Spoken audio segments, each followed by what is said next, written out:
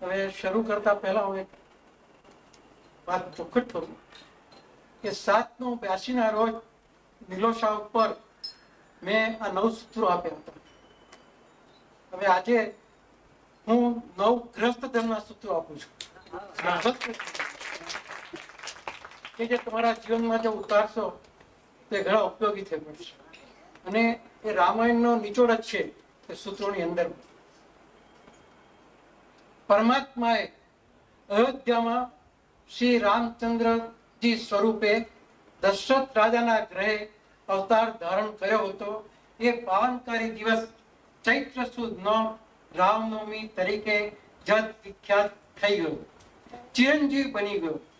રામચંદ્રજીની અવતાર લીલા દરમિયાન તેમના આદર્શો અને આદેશોને જીવનમાં આત્મસાત કરીને જીવનનો સાત્વિક વિકાસ કરવાનો આ પ્રેરણા દિવસ છે. શ્રી રામચંદ્રજી સ્વયં પરમાત્મા હોવા છતાં માનવ સહજ લીલાઓ કરી પરમાત્માનું ઉદ્દેશ કાર્ય પૂર્ણ કરી અવતાર લીલાને સહજ રીતે સંકેલી લીધી ને રામા અવતારનું સંભાળનું એટલે જ રામનવમી. શ્રી રામચંદ્રજી પરમનો અવતાર છે તો માનવ પરમનો અંશ છે. બંનેનો બાહ્ય દેખાવ સ્વરૂપ સરખું છે તો પછી ભેદ ક્યાં છે? ભેદ છે ભીતરમાં, ભેદ છે કર્મોમાં, ભેદ છે આચરણમાં. આટલો ભેદ છે. ભેદ છે ભીતરમાં, ભેદ છે કર્મોમાં, ભેદ છે આચરણમાં. સંસારની માયાજાળમાં ગૂંથાયેલા માણસને ષડવૃત્તિઓ કામ, ક્રોધ, લોભ, મોહ, મદ, મત્સર, વિવેકહીન, ચારિત્રહીન, અનીતિમય આચરણ કરવા પ્રેરે છે. આસક્તિયુક્ત અને અસાત્વિક કર્મોની પરંપરા સર્જાતી રહે છે. આસક્તિયુક્ત કર્મો માણસને જન્મ મરણના આવાગમનના ચક્રમાં ફસાવી દે છે. આ પરિસ્થિતિમાંથી મુક્ત થવાનો કોઈ ઉપાય ખરો?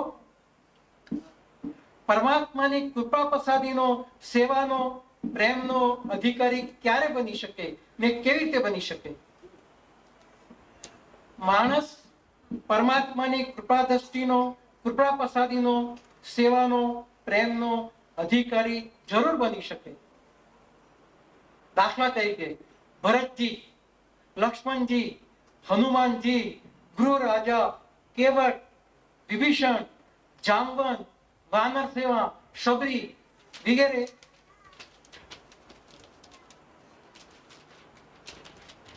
સાત્વિક આત્માઓ, સાત્વિક માનવો રામજીની કૃપા દ્રષ્ટિના, પ્રેમના, સેવાના અને આત્મીયતાના અધિકારી બની શક્યા હતા.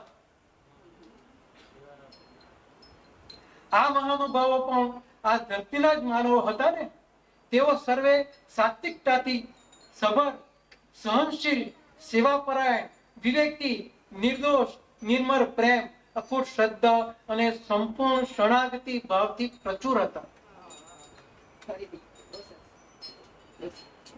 તેઓ સર્વે સાત્વિકતાથી સભર, સહનશીલ, સેવાપરાયણ, વિવેકી, નિર્દોષ, નિર્મળ પ્રેમ, અખૂટ શ્રદ્ધા અને સંપૂર્ણ શરણાગતિ ભાવથી પ્રચુર હતા.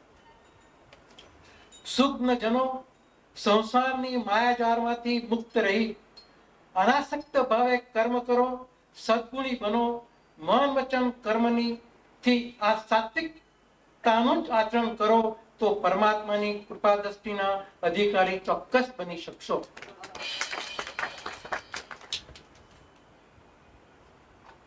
આ સાથે સાથે આપે સફળ ગૃહસ્થી બનવા માટે અને આપના જીવનમાં અને સંસારમાં સુખ શાંતિનું સામ્રાજ્ય સ્થપાય તે હેતુથી ગૃહસ્થ ધર્મની આચાર સંહિતા દર્શાવું છું.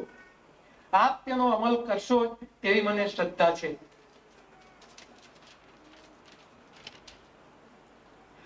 નવું તો આપું છું, એમાં જે લેખકોને હોય એનું વિસ્તરણ કરીને વિસ્તારથી ચીટ કરે પછી પાછળથી જેમ આ નવ સિદ્ધાંતોનું કર્યું હતું એ રીતે.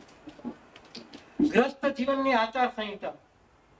એક, ગ્રસ્તીએ પોતાના ઈષ્ટદેવની નિયમિત ઉપાસના કરવી. તમને ઈશ્વરે જન્મ આપ્યો, હાથ પગ નાક કાન કાન આપ્યા, હરતા ફરતા રાખ્યા, તો તમે એના માટે રોજ અડધો કલાક કેમ સ્પેર ના કરી શકો? 23 કલાક તમારે 1 કલાક એને કેમ આપી ના શકો? તો દરરોજ ઈષ્ટદેવની ઉપાસના કરવી આવશ્યક છે. નીતિમય જીવન જીવવું. ત્રીજું, કુટેવો અને વ્યસનથી દૂર રહેવું. ચોથું, દરરોજ સ્વદોષોનું નિરપેક્ષ ભાવે મૂલ્યાંકન કરી સાત્વિક રચનાત્મક જીવન જીવવું. બહુ મહત્વનું છે. દરરોજ સ્વદોષોનું નિરપેક્ષ ભાવે મૂલ્યાંકન કરી સાત્વિક રચનાત્મક જીવન જીવવું. સમયનો સદુપયોગ કરવો. પાંચમું, સમયનો સદુપયોગ કરવો. છઠ્ઠું, માતા પિતાની સેવા કરવી. સ્વજનો પ્રત્યે આત્મિકતા અને સહભાવના રાખવી. સાતમું, અતિથિ સત્કાર અને સન્માન કરવું. આઠમું, દાંપત્ય જીવનમાં ઉભય પતિ પત્ની વચ્ચેનો પ્રેમ, આદર અને એક્યતાનો ભાવ પ્રસ્થાપિત કરવો. નવમું, સંતાનોમાં સુસંસ્કાર અને સુસંસ્કૃતિનું સિંચન કરવું. આ 9 સિદ્ધાંતો છે.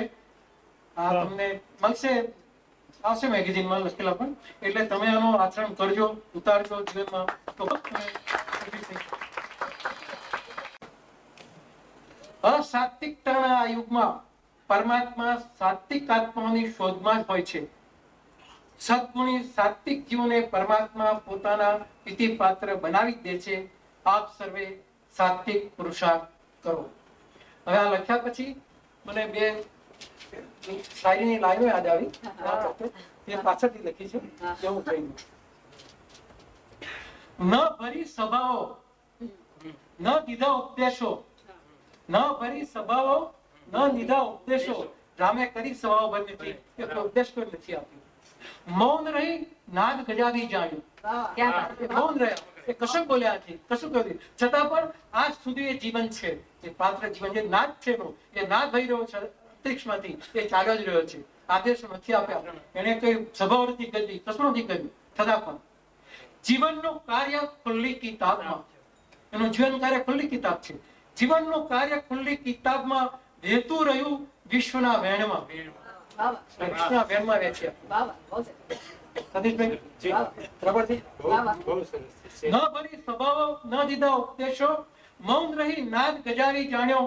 જીવનનું કાર્ય ખુલ્લી કિતાબમાં વહેતું રહ્યું વિશ્વના વહેણમાં. બીજું, હતા રાજવી રોશના. હતા રાજવી રોશના. રાજામાં જન્મ્યા, બધું રાજ તરીકે ફરજો કરે, ભોગ્યું, છતાં ભેખ લદાયો વનવાસનો. ભેખ લદાયો. હતા રાજવી રોશના, ભેખ લદાયો વનવાસનો. વનવાસ જિંદગીનો એ જ ઉપદેશ. વનવાસ જિંદગીનો એ જ ઉપદેશ. વસાવો ઉપદેશને તમ જીવનમાં. ઉપદેશ એટલે એમણે અત્યારના કોઈ બી પાત્ર જુઓ કે હવે બાપની આજ્ઞાનું પાલન કરી ને બધી મિલકત છોડીને જંગલમાં જઈ નીકળશે. છે કોઈ તૈયાર પ્રવીણ? નહીં નીકળે, કોઈ નહીં નીકળે. એ આદેશ, એ ઉપદેશ છે. વનવાસ જિંદગી એ જ ઉપદેશ. પોતાની ભરી મિલકત માલ છોડીને છોડીને વનમાં ચાલી નીકળ્યા, એ પિતાનો આદેશ ને નીકળી ગયું. અત્યારે મિલકત માટે ભાઈઓનો બાપ દીકરા લડે છે. ત્યારે અત્યારે ઉપદેશ છે. આ જ ઉપદેશને જિંદગીમાં પોતાના વસાવાનો છે. તમારી જિંદગીમાં એ વસાવો તો બહુ સારી વાત છે. આપ સર્વેને આશીર્વાદ છે. ઓમ નમઃ